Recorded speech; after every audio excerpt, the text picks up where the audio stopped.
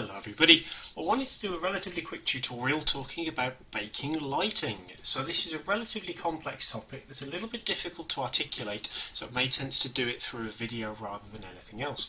One of the extra credits for your games is to demonstrate that your games are performant. So that's about keeping a consistent frame rate that never drops below 60 frames per second. And that's quite difficult to do with the headsets and the level of graphical fidelity you might be trying to create in your games. What I've got on screen right now is my zombie apocalypse game set in Halesowen College, and I wanted to show you some of the issues with this game. Now, my PC that I'm currently running this on is comparable to the machines down Coombswood. There's an i5 in this compared to an i7 down Coombswood. It's got a GTX 970 and 16 gigs of RAM, so it's comparable in that way. If you don't know how to do this, in the Games tab you can click on the Stats, which is located over here inside of Unity, and that will flag up for you your current frames per second. If I go into Game Mode, we can see that perform. So I'm currently performing a very respectable 200 frames per second, which is now dropped. And if you keep an eye on why that drops, this game has examples of flickering lights, which are just coded to flicker. You'll notice that the number of lights that are currently active has a direct impact on the frame rate. So you'll also notice this if I look at the floor, notice how the frame rate increases because my screen's having to draw less. If I look up at something more complicated, my frame rate drops. Let's go outside and have a look around.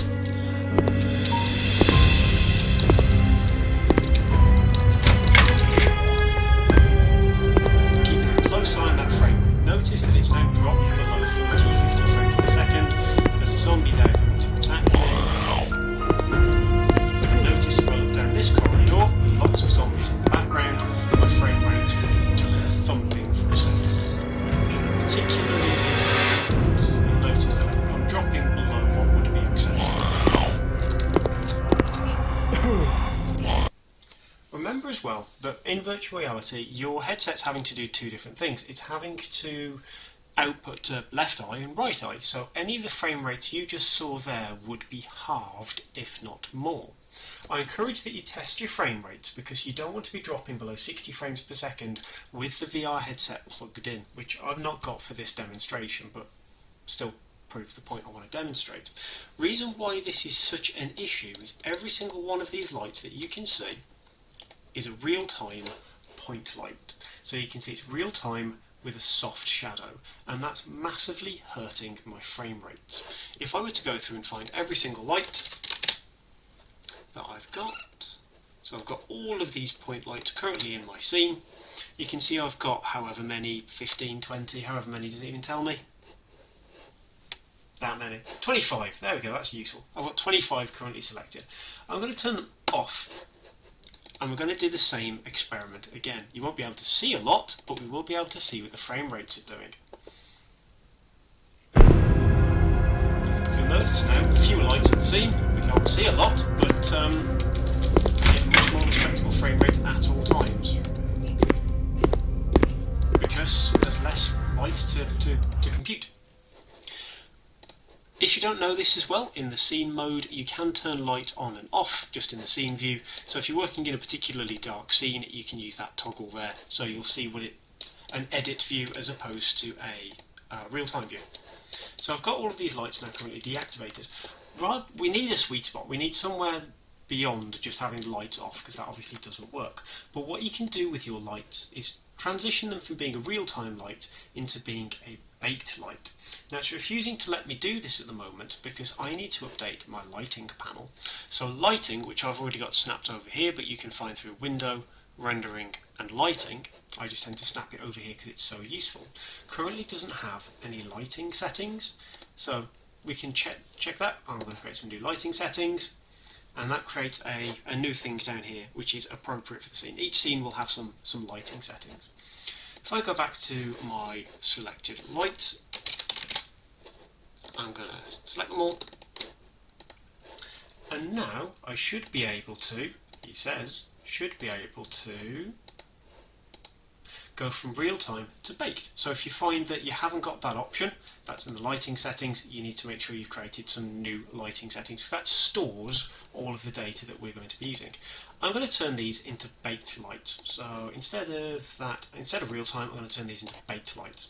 What I'm now choosing is to surrender processing time on my computer before the game plays in exchange for frame rate, for performance when I'm playing it when the headset is on. And this is always worth doing, but you'll see why this can be a problem. So I said earlier we've got 25 lights that are affected by this. Let's just make sure all of those lights are affected.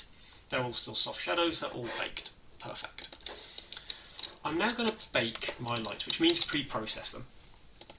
To make something pre-processed, you need to make sure that any object, any surface that you want to be affected by this processing is declared static. So I'm going to make sure the floor is static and everything else that would be static. So I've got the outer walls here that I will also declare static, and because there's many parts to that wall, do I want to affect the children? Yes, I do.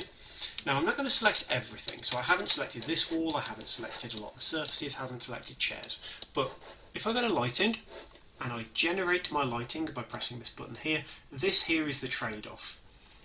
It is now going to take a period of time. If I open up Task Manager, it's taken my machine hostage, so you can see that the CPU is currently getting hit, and processing my global illumination, which is going to take a good number of minutes. It's reckoning 20 minutes, and then it's going to then processing those lights. The more lights you've got, the longer this takes. The more surfaces you declare as static, the longer this takes. So what you can see here is on the floor, it's now pre-processing that lighting data and baking it into the floor surface. I didn't tell all of the surfaces to be static, I didn't tell everything to be static, just for this demonstration. This can be a lengthy process. Like I said, I'm running an i5 which is currently at capacity. i7s run a bit faster, more modern things will run even more quickly. But notice that this is going to take 12 minutes. If you've got lots of lights and lots of geometry and lots of things declared static, this will take a long time. We're talking hours. So we're not just talking 3 hours for a lesson, we're potentially talking 16 to 20 hours to process your lighting in advance. So it's well worth checking, is it worth trade-off? Now if I poke my head through here and turn the lighting effect back on, you can see that the floor, which I declared static, has been pre-processed or in the process of being baked, but none of the other surfaces aren't because I didn't declare them as static. What I'm just going to do now as a quick experiment is play the game, even though it hasn't finished processing my lighting. It's going to take quite a few more minutes, but I can cancel it halfway through the process. That's incomplete, but just for demonstrations. And if we go back here and we see our frame rates now, do we get good frame rates or do we get poor frame rates? Let's go and test. So I'm still getting 200 frames per second. I'm not seeing any illumination at all. Some of the lights are still flickering because I don't think I caught all of them and declared them to be. Didn't expect that behaviour.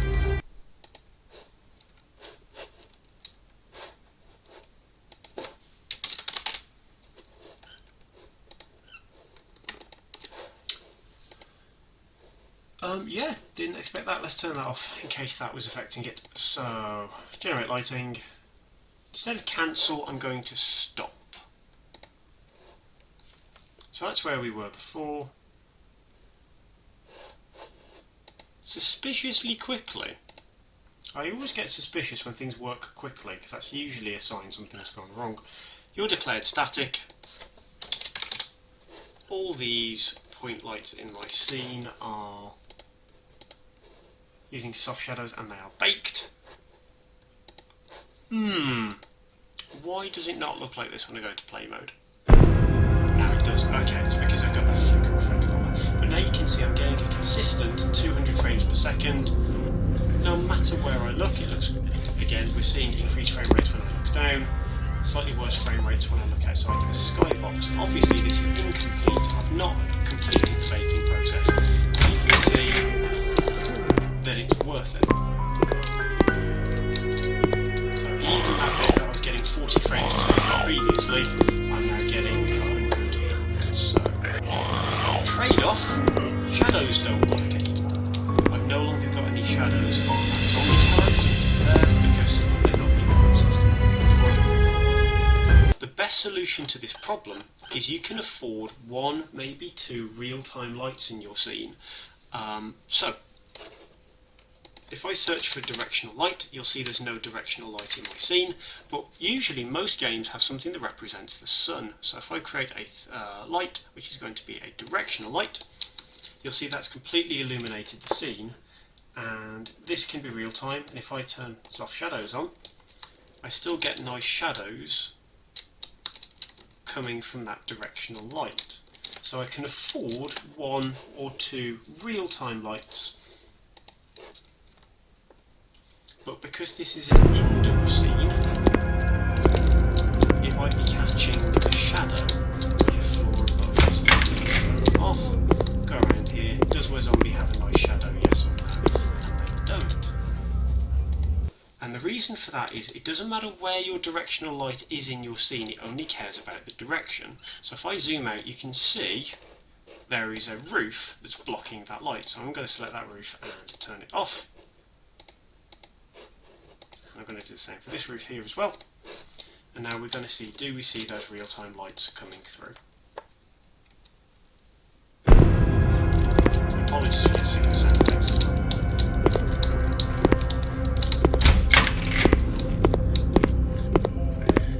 So you can see I've got the benefit of respectable frame rates, a shadow being cast on the directional light that's coming from the top, while getting the advantages of baked illumination as well. But remember that baking your lighting will take a long time. Okay, thank you.